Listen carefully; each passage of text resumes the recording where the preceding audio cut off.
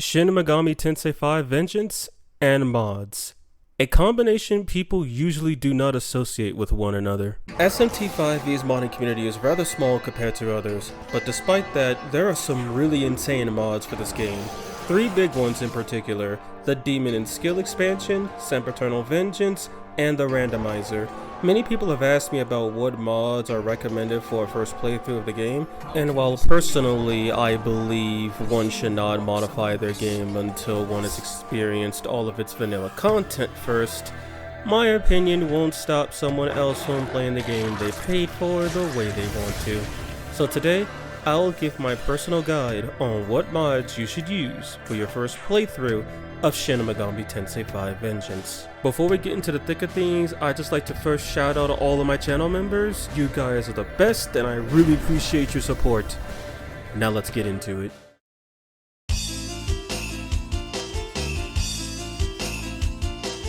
Model swaps and retextures do not affect the game in any serious way.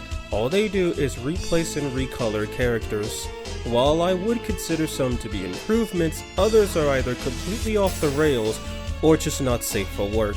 Use them if you want. I heavily recommend the mods from Mugen Ray, as they're responsible for the majority of improved models and NSFW models in the modding scene.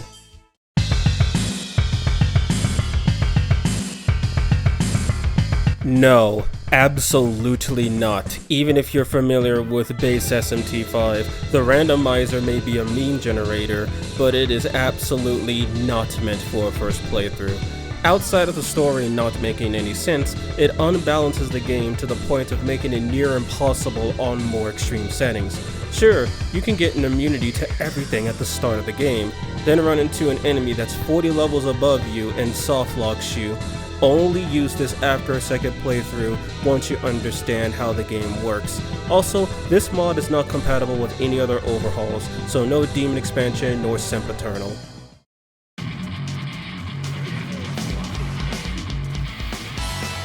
Sempiternal Vengeance is a complete gameplay overhaul featuring new movesets for allies and foes alike, changes to skills including costs, damage, and effects. Descriptions were updated to show every skill's effect and how powerful it is. The goal of this mod is to offer a fresh and tough challenge to the player without resorting to the lazy number tweaking of pretty much every Atlas hard mode. This mod makes normal mode into a true hard mode that pushes the player to make use of their tools instead of relying on blind luck or brute strength.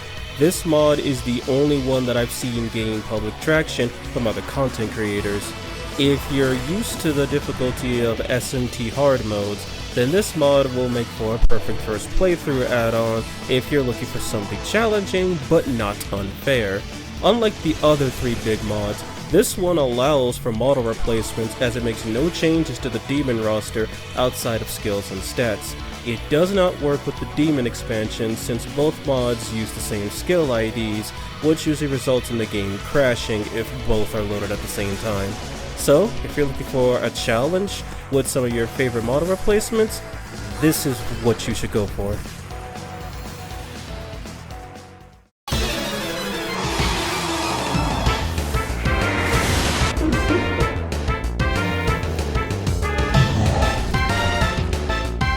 The Demon and Skill expansion mod, or D-mod for short, is just what the name implies.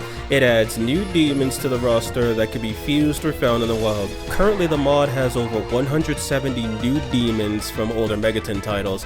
The models are mostly taken from SMT Liberator DX2, some from Raito Remastered, and a couple who are custom made. It also includes some model improvements to vanilla demons and new abilities and skills for them as well.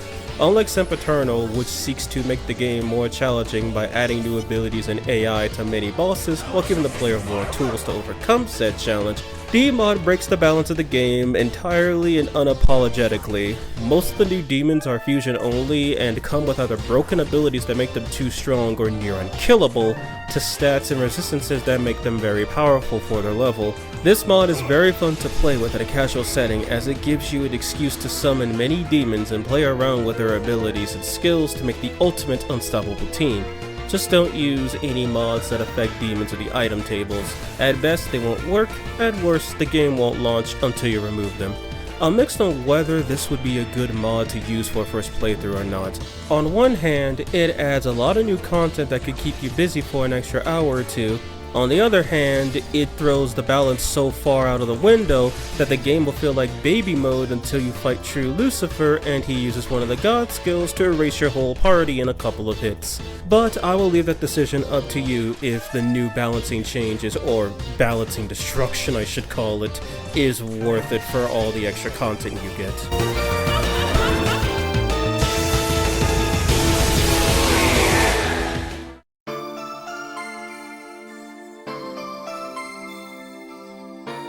Now that the big stuff is out of the way, I'd like to give some recommendations that I have personally used for building my demons for the Compendium of Builds series and for the Demon Expansion mod showcases. These quality of life mods do not work with or cause issues with the overhauls, so only use them if you want a mostly vanilla experience. Does as the name implies, it doubles all experience earned from quests and from encounters. The randomizer has a built-in feature to change experience earned, so technically they are compatible, but you should not install the separate mod if you are using the randomizer. This changes the Metama drops to be more plentiful and alters their resistances. Their physical resistance has been downgraded from a null to a resist, and they are now weak to almighty instead of resistant. With a decent magic stat, you can easily dispatch Metamas with the Gleam Grenade on even normal difficulty. This does alter the demon table and breaks any new demons added after the initial launch. TLDR, uninstall before doing anything involving Marisi.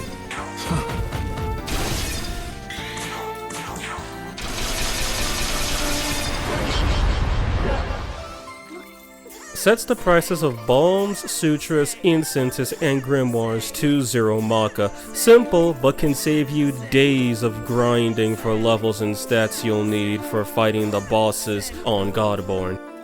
Increases the effect of balms and incenses to 3, 5, or 10. This is the mod I use the most. Whenever I need to get demons to max stats, I use this. Hours or days of grinding reduced to minutes.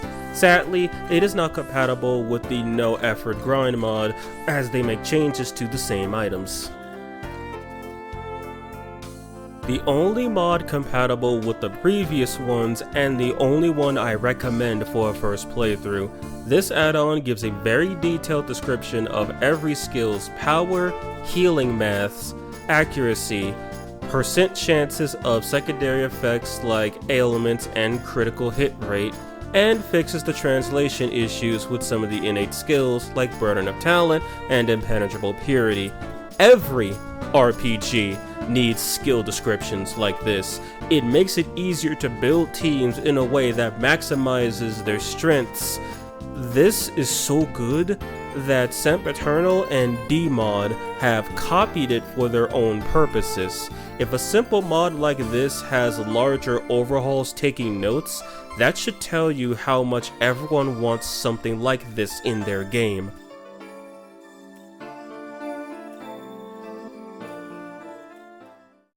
A lot of people asked about using mods for a first playthrough of Sempiternal Vengeance, so I figured I'd put my 2 cents out there. And after looking it up myself, not many people are talking about mods for Shin Megami Tensei 5, so it's actually pretty difficult to find information on it. Anyway, let me know what you all think about my recommendations in the comments below. I'll leave links to the big 3 mods and Mugen Ray's Game Banana page in the description and the pinned comment. Thank you for watching, hopefully I've earned your subscription, and consider supporting the channel by becoming a member. That's all from me today. Have a good day, have a good night. Reviser, out.